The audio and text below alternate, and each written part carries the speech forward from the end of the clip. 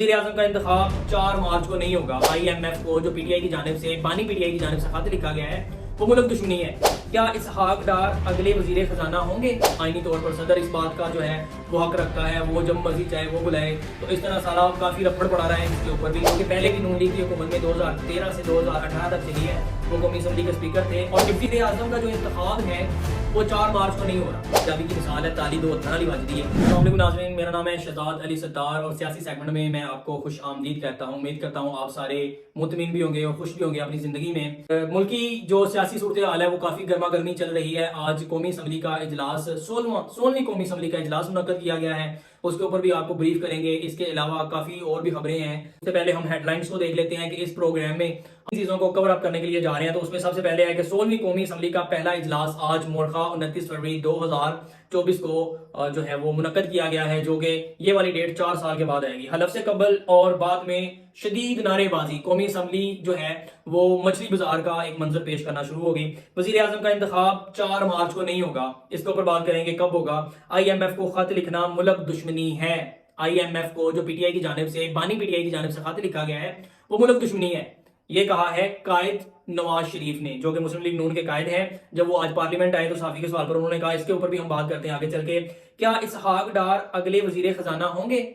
इस पे भी हम बात करते हैं। नून लीगी रुकन सोबिया शाहद ने KP असम्बली में काफी जो है हंगामा राई मचाई हुई है। कल भी खबरें आई थी और आज भी खबरें आई हैं, इसके ऊपर भी हम बात कर लेते हैं। उससे पहले अगर आप मेरे चैनल के ऊपर नए आए हैं तो मेरे चैनल को जरूर सब्सक्राइब कीजिए, और अगर आपको वीडियो अच्छी लगे, मालूमात भी अच्छी लगे, तो लाइक के बटन को भी छू लीजिएगा। यही आपकी मेरे लिए मोहब्बत है। वो कहते हैं ना कि कर करा के में आपका सब्सक्राइब ही बचता है, तो सब्सक्राइब जरूर कीजिएगा, यही आपकी मेरे लिए मोहब्बत है। और अगर आपको आप चाहते हैं कि इस जो प्रोग्राम के इख्तिताम पर आप कोई अपनी राय देना चाहें किसी खबर के ऊपर, तो कमेंट सेक्शन में जरूर बताइएगा। हम आपकी जो है राय का एहतराम भी करते हैं, आपके नजरिए का एहतराम भी करेंगे, और हो सका तो उसको भी नेक्स्ट टाइम जो है मनहूज़े खातिर रखेंगे अगर वो वैलिड हुआ तो चले आती हैं खबरों की जानब। तो 16वीं कौमी असम्बली का आज इजलास मुनक्कद किया गया, जो कि अपने टाइम के मुताबिक तकरीबन 1 घंटा लेट शुरू हुआ था। हलफ उठा लिया गया है तमाम जो नौ मुंतखब कौमी असम्बली के रुकन हैं उनकी जानिब से। इससे पहले मैं आपको बता दूं कि काफी रोला आता रहा है कि जनाब कब जो है वो कौमी असम्बली का इजलास बुलवाना है। सदर आईनी तौर पर सदर इस बात का जो है वो हक रखता है, वो जब मर्जी चाहे वो बुलाए। तो इस तरह सारा काफी रफड़ पड़ा रहा है इसके ऊपर भी।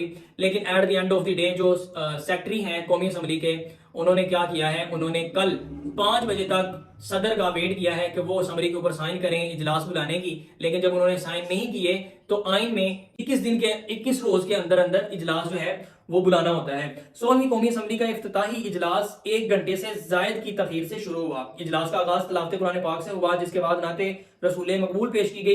कौमी असम्बली के इजलास की सदारत साबिक स्पीकर राजा परवेज अशरफ ने की। 9 मुंतखब अरकान कौमी असम्बली ने हलफ उठा लिया। स्पीकर कौमी असम्बली राजा परवेज अशरफ ने अरकान से हलफ उठवाया जो 9 मुंतखब कौमी असम्बली के हैं। तो आज 29 फरवरी जो ये दिन है ये 4 साल बाद आएगा। 29 फरवरी 2024 को, और इंतखाबात 8 फरवरी को हुए थे, और आज हलफ उठा लिया गया है जो 8 फरवरी को मुंतखब हुए थे नेशनल असम्बली के मेंबरान, उनको आज हलफ उठा लिया गया है। पहला इजलास जो है वो कौमी असम्बली का 16वीं कौमी असम्बली का आज मुनक्कद हो गया था। आगे बढ़े तो आगे आपको बताएं कि मौजूदा कौमी असम्बली का ऐवान 336 मेंबरान पर मुश्तमिल है। 336 मेंबर्स हैं कौमी असम्बली का जो 16वीं कौमी असम्बली बनी है।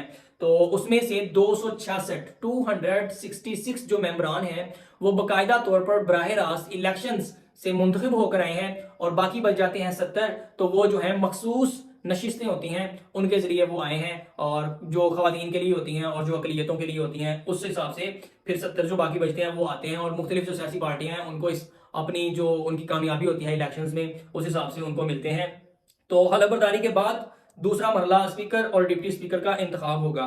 तो ये आज हलफ उठा लिया गया है जो 9 मुंतखब मेंबर्स हैं 16वीं कौमी असम्बली के, और अगला जो मरहला होगा वो होगा स्पीकर और डिप्टी स्पीकर का जो है हलफ उठाने का। मुस्लिम लीग नून और इत्तेहादियों की तरफ से स्पीकर के लिए सरदार एयाज सादिक, जो कि पहले भी नून लीग की हुकूमत में 2013 से 2018 तक चली है, वो कौमी असम्बली के स्पीकर थे। और डिप्टी स्पीकर के लिए नून लीग की जानब से जो है वो पीपल पार्टी के गुलाम मुस्तफा शाह जो है वो नामजद उम्मीदवार हैं, जिन्होंने कागजात नामजदगी जमा करवा लिए हैं। आगे चल के आपको बताएं कि अरकान कौमी असम्बली के हलफ उठाने से कबल और हलफ उठाने के बाद शदीद नारेबाजी देखने को आई है, और जो कौमी असम्बली का एक माहौल है वो मछली बाजार का मंजर पेश कर रहा था। जो नवाज शरीफ के चाहने वाले हैं वो गड़ी चोड़ के नारे लगा रहे थे, और जो اور جو ہے وہ عمران خان کے اوپر تنقید کر رہے تھے، شور شرابہ کر رہے تھے، نعرے بازی کر رہے تھے، نواز شریف جو ہے اس کے گرد ان لوگوں نے گھیراؤ کیا اور وہاں پر شدید نعرے بازی کی حلف اٹھانے سے پہلے، اور جو عمران خان کے چاہنے والے ہیں انہوں نے جناب کرپٹ، یہ سارا ٹبر چور ہے اور اس طرح کے نعرے بازی کی. تو یہ سارا جو منظر ہے وہ مچھلی بازار کا پیش کیا گیا. اور یہ میں مچھلی بازار اس لیے بار بار کہہ رہا ہوں کہ تمام broadcast media, print media, انہوں نے یہی لفظ اٹھایا اور بالکل یہ مچھلی بازار کا ہی منظر پیش آ رہا تھا. مسلم لیگ نون کے اراکین نے اپنے قائد نواز شریف کو حق میں نعرے بازی کی اور پی ٹی آئی کے جو ہیں وہ کارکنان ہیں جو رہنما ہیں انہوں نے نون لیگ کے خلاف نعرے بازی کی. آگے بڑھیں، آگے آپ کو بتائیں کہ وزیر اعظم کا جو انتخاب ہے وہ 4 مارچ کو نہیں ہو رہا. کب ہو رہا ہے؟ اب وہ 3 مارچ کو ہو رہا ہے. اتوار کا دن ہوگا، اس دن وزیر اعظم کا انتخاب کیا جائے گا اور 2 مارچ کو کاغذات نامزدگی جمع 2 مارچ کو 12 بجے سے پہلے کروانے کا جو ہے وہ ایک لمٹس دی گئی ہے ٹائم کی کہ اس سے پہلے آپ نے کاغذات نامزدگی جمع کروانے ہیں. وزیر اعظم کا انتخاب 4 مارچ کو پہلے ہونا تھا، اب شیڈول چینج کر کے انہوں نے 3 مارچ کو کر دیا ہے. آگے بڑھیں، آگے آپ کو خبر دیں کہ پارلیمنٹ ہاؤس آمد پر میڈیا سے گفتگو کرتے ہوئے نواز شریف نے جو موقف اپنایا آئی ایم ایف کو پی ٹی آئی کی جانب سے جو خط لکھا گیا ہے اس کے متعلق جو موقف اپنایا، جو میڈیا کو جو غیر رسمی گفتگو ہے راہداری میں چلتے ہوئے شہباز شریف صاحب نے اور نواز شریف صاحب نے جو گفتگو کی، انہوں نے کہا کہ نواز شریف نے کہا کہ آئی ایم ایف کو خط لکھنا ملک دشمنی کے مترادف ہے، ایسے خط وہی لکھ سکتے ہیں، یہ ان کا وتیرہ ہے. نواز شریف کا کہنا ہے کہ کوئی سیاسی جماعت ایسے خط نہیں لکھ سکتی ماں سوائے پی ٹی آئی کے. اس کے علاوہ آگے ہم بڑھیں تو عمران خان اور پی ٹی آئی کی قیادت کو بین الاقوامی مالیاتی فنڈ کو خط لکھے گئے ان کے خط پر مجرمانہ کارروائی کا سامنا کرنا پڑے گا.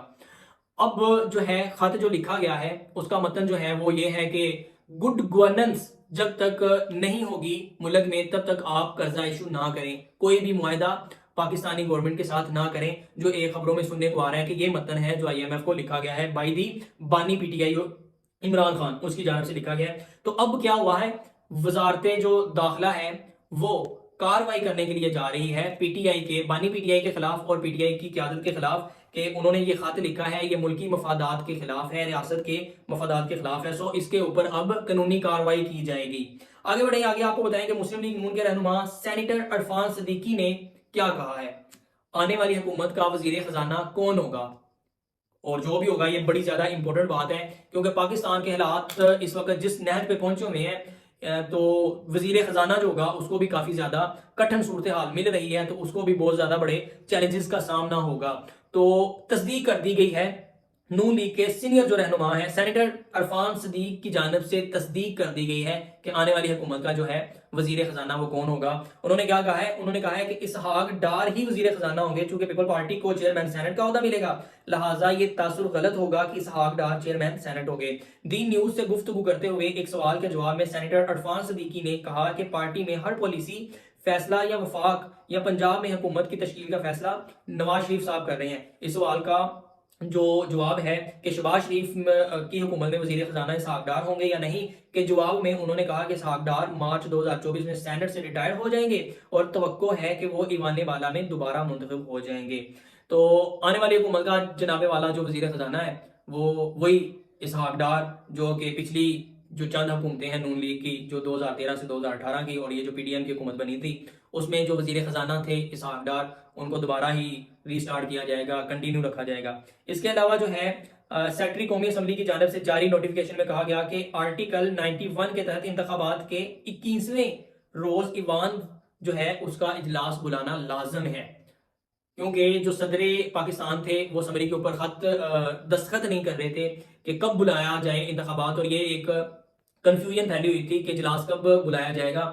لیکن کل شام تک انتظار کیا سیکرٹری جو نیشنل اسمبلی کا ہے قومی اسمبلی کی جانب سے، لیکن اور اس کے بعد جب نہیں آیا کوئی جواب صدر پاکستان کی طرف سے تو پھر انہوں نے نوٹیفیکیشن جاری کر دیا پہلے اجلاس کا، 16ویں اسمبلی کے پہلے اجلاس کا، جس میں جو سارے نو منتخب ممبران ہیں قومی اسمبلی کے وہ حلف انہوں نے اٹھایا. اس کے علاوہ آگے بڑھیں تو آپ کو خبر بتائیں کہ صوبیہ شاہد نون لیگی رہنما، اس نے کے پی کے کی جو اسمبلی ہے، کل پہلا اجلاس ہوا کے پی کے اسمبلی کا، اس میں بھی کافی ہنگامہ رائی دیکھنے کو ملی اور جو وزٹر گیلری میں بیٹھے ہوئے لوگ تھے، مہمان تھے، ان کی طرف سے جوتے بھی پھینکے گئے ان کے اوپر اور انڈے بھی پھینکے گئے. کل بھی کافی زیادہ ماحول گرما گرم رہا KPK کی اسمبلی میں اور کافی جو ہے وہ لڑبازی دیکھنے میں آئی. صوبیہ شاہ جو نون لیگ کی رہنما ہے, انہوں نے کل جو گڑی لہرائی اور اس کے جواب میں جو PTI کے کارکنان تھے جو وزٹر گیلری میں بیٹھے ہوئے تھے اور جو ویسے رہنما تھے, انہوں نے شدید نعرے بازی کی ان کے خلاف اور ان کے اوپر جو ہے وہ انڈے بھی پھینکے اور جوتے بھی پھینکے. تو اس کافی ماحول گرما گرم رہا. اور آج بھی جب اسپیکر KPK اسمبلی کا انتخاب شروع ہوا تو تب بھی انہوں نے کافی نعرے بازی شروع کی. تو جب کارکنان جو وزٹر گیلری میں آئے ہوئے تھے انہوں نے بھی نعرے بازی کی, تو پھر وہ اپنا ووٹ کاسٹ کرنے کے بعد سیدھا جو کہ نامزد ہیں KPK کے وزیر اعلیٰ علی امین گنڈا پور, ان کے پاس گئی اور ان کو شکایت کی. اور اس کے بعد یہ ہوا کہ علی امین گنڈا پور نے بھی ہاتھ سے منع کیا کارکنان کو کہ وہ اس طرح نہ کریں, جبکہ صوبیہ شاہد کو فلی اجازت ہے وہ گڑی بھی لہرائے اور جیسے مرضی کریں. Every actions have reactions. تو وہ کہتے ہیں نا, پنجابی کی مثال ہے تالی دو ہتھاں نال ہی وجدی ہے.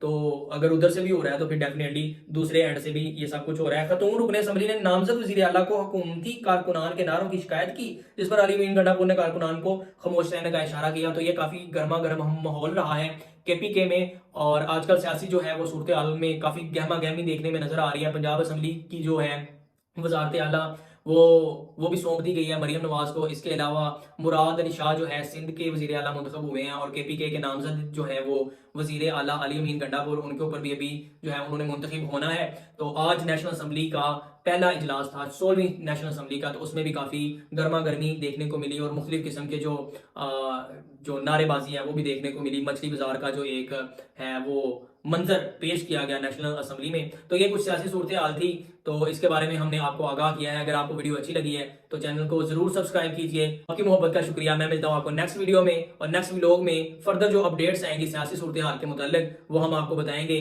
آپ کی محبت کا شکریہ. Thank you so much for watching our video. Allah حافظ.